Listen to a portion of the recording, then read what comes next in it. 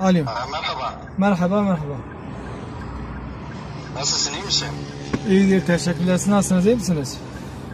Biz de iyiyiz, sağ olasın. Nasıl gidiyor?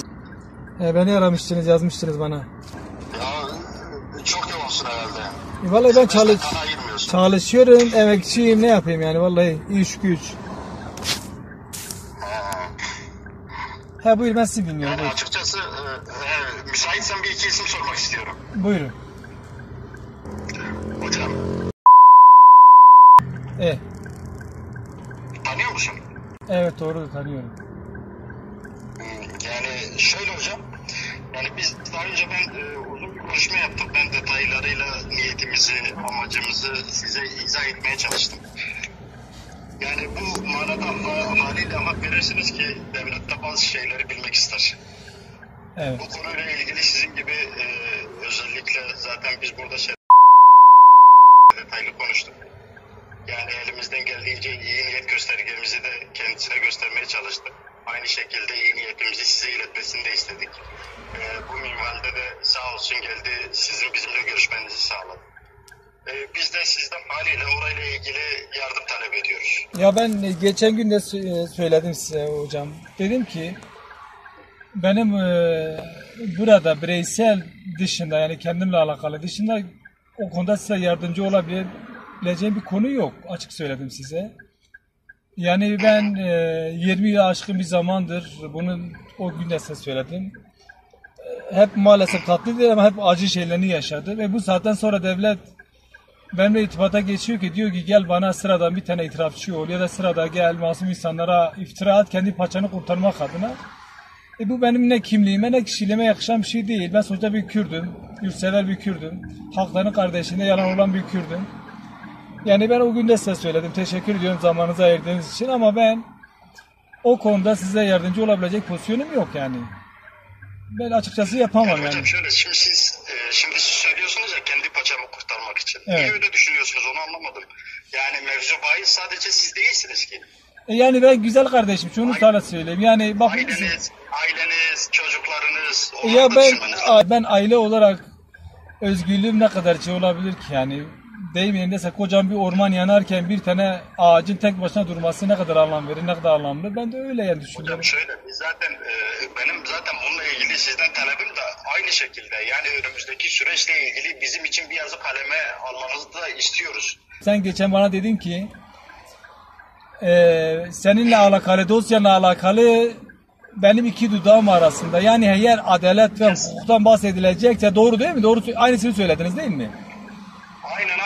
Aynısını söyledim. Evet, yani bir empati yapalım. Vicdani olarak bir empati yapalım. Yani eğer hukuk devletinde bahsediliyorsa, benim geleceğim, çocuklarımın geleceği ya da halkımın geleceği bir bireyin dudakları iki dudağı arasındaysa bence orada hukuk ölmüştür yani. Hayır. Bakın şöyle, biz sizin dosyanıza baktık.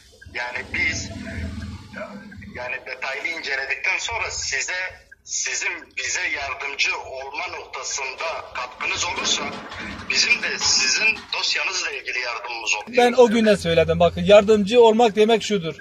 Ya insanları tutuklayacaksınız ya da öldüreceksiniz. Yani bu ne kadar vicdani bir şeydir. Yani eğer bir devlet kalkıp sadece ölüm üzerinde ya da işte birilerini yakalayıp cezaevine atmak, bu neresi hukuktur? Ben bunu gerçekten anlamakta zorlanıyorum. Ben o gün de söyledim sizlere. Ama devlet nasıl bir birey istiyor? Devlet diyor ki kendini satmış. Ya bakın, ben kardeşime şunu söyleyeyim. Sanırım siz de Kürtsünüz.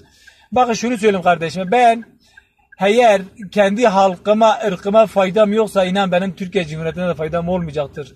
Bunun yüz binlerce... Şu an orada faydanız var mı? Efendim? Şu an orada faydanız var mı? Benim şu an en azından bir düşmanlığım yok. Yani ne zararım var ne karım var. Ha desen ki barış için ne yapabiliriz? Ben derim ki başımla beraber ben varım. Ama ben kalkıp yani başımdaki işte örneğin az önce bahsettiğiniz var karşımız. O da benim gibi inan hiçbir şey yapmamış. Geçenlerde kardeşi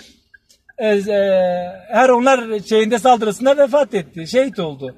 Yani şimdi o insan ne yapmış? Ya da onun gibi ya da benim gibi binlercesi. Yani belki başka isimler de soracaksınız. Şimdi ne oldu? Sonuç ne? Ölümle bitmeyecek. Benim yardımcı olabileceğim nokta şudur. Barış noktasında canıma da mal olsa, hayatıma da ne pahasına olsa, mal olursa olsun ben varım. Ama onun dışında ben kalkıp Sadece bireysel olarak kendimi düşüneyim. Hadi tamam şunu kurtarayım, ben yapamam. Kusura bakma. Hocam bir şey diyeceğim. Bu işçi derneği var, kapandı dedin. Evet. Onun yerine başka bir dernek kuruldu mu Bağkur isminde? Yok vallahi yok. Bize gelen bilgilerde öyle bir dernek kurulduğunu, sizin de kültür alanında faaliyet yürüttüğünüz yönünde bilgi geldi. Vallahi size o hangi Türkmen kardeşleriniz size vermişse yanlış bilgi vermişlerdi. O Türkmen kardeşlerimiz değil hocam. Öyle bilgi var, ben teyit etme amaçlı soruyorum hocam. Bak ben o gün de söyledim. Devletin çeşitli birimleri buralarda vardır, kurumu vardır. Devlet her yerdedir hocam. Gelen bilgide bizzat senin kurulan yeni dernekte kültür sanat alanında sorumlu düzeyde faaliyet yürüttüğün yönünde.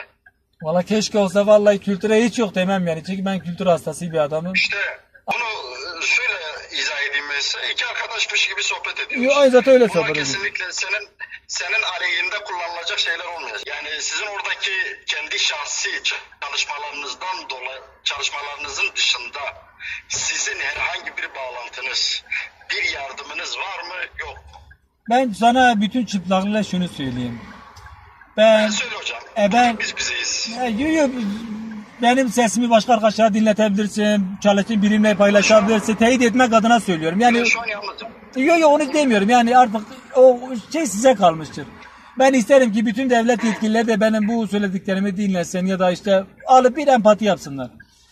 Benim burada yaklaşık 2 yıldır hiçbir faaliyetim yok. Tek bir faaliyetim vardır, işimle alakalıdır. Ailem, çünkü burada 17-18 tane ailemde insanlar var. Onlar dışında hani medyada maalesef propaganda için insanların kafasına silah dayatılıp zorla para alınıyor. Vallahi kardeşim, bugüne kadar benim şahsımda, buradaki ailemde hiç kimse gelip yani 25 sent bile ne alan olmuştur, ne herhangi bir faaliyetim var. Tabi altını kalın çizerek birey olarak söylüyorum. Ben bir Kürdüm. Kürt'ümden taviz asla vermeyeceğim. Ama yani haliyle hak verirsiniz ki deniz restoran, deniz lahmacun ciddi manada havallerin gelip takıldığı, yemek yedikleri, toplantılar düzenledikleri yönünde ciddi manada emareler var. Vallahi size sen bize biraz açıklama yaparsan sevinirim. Bak ben şunu söyleyeyim size. Ben dün de söyledim. 2-3 gün önce insanımla konuşmuştuk. Ben söyledim. Benim mekanım orada yaklaşık 9 yıla yakındır deniz var. Denizin ilk yılından ve şu güne kadar. Vallahi hiçbir tane örgüt kadrosu gelip orada toplantı yapmamış. Onun da desem bireyler gelip geçmişe geldiler, vallahi doğrudur, geldiler, yemekten yediler, gittiler. Kimse de tanıyor. Halen geliyorlar mı hocam? Hayır. Yani şu an Süleymaniye'de ciddi manada faaliyetler var. Yani o dediğiniz gibi boşaltma falan da yok yani. Ya şimdi hocam bak, ben bir örgüt çalışanı değilim. Ben kalkıp örgütün her alanını denetleyecek, bilecek pozisyonda biri değilim yani. Yani biz bu bilgileri yani günde 100 yerden teyit ediyoruz. Yani güncel olarak durumunuzu netleştirmek adına soruyorum. Yo, ben durumum net ortada hocam. Şimdi orası bir lokanta. Bugün konsoloslukta çalışan insanlar da geliyor. Normal sırada Türkiye'de gelen işçiler de geliyor. Günlük Süleymaniyeli olanlar aile zaten çoğunlukla %85-95'ine yakını Süleymaniyeli ve Arap geliyor. Vallahi diyelim Türkiye'nin yani Kuzey Kürdistan'da gelenlerin sayısı %0.1'dir. Hatta o da haftanın... Bizim orada zaten çalışan arkadaşlarımız var. Evet. Şunu da söyleyeyim ya, siz bildiklerinizi bizden gizliyorsunuz. Hadi siz kendinizden vazgeçebilirsiniz ama çocuklarınıza bunu yapmayın. Ben söylediğim manada yardımcı olursanız ben size diyeceğim ki şu gün şu saatte konsolosluğa git. Siz gideceksiniz, 2 dakikada çocuklarınızın pasaportunu alacaksınız. İstediğiniz zaman çocuklarınızı buraya göndereceksiniz. Okulu da siz seçin. Benim çocuğum şu okulda okusun. O okula yazdıralım, o okulda okusun. Dedesini görsün, nenesini görsün. İstediği zaman da gelip sizi görsün.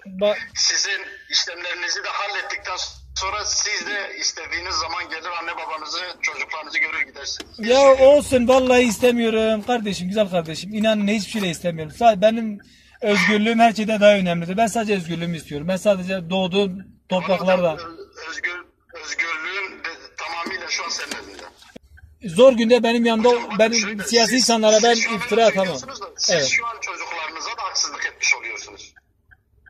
Vallahi çocuklara devlet haksızlık yapıyor, ben değil. Bakın şu an biz bunu düzeltebiliriz ama bu düzeltilmediği sürece size hangi gözle bakılıyorsa çocuklarınıza da aynı gözle bakılacak. Bakın şunu da ekliyorum. Kardeşleriniz de artık gelemeyecek. Ya, Ne demek yani? Şimdi ben o zaman sen beni tehdit ediyorsun o zaman. kim olduğunuzu, geçmiş dönemde ne yaptığınızı, hali hazırda neyle ilgilendiğinizi biz çok iyi biliyoruz. Tamam. Doğru mu? Evet, doğru. Ama siz bunları bildiğiniz halde bize doğruları söylememede ısrar ederseniz bu sadece size değil ailenize de sirayet edecek. Birey olarak Zeki'nin özgürlüğü çok bir şey ifade etmiyor.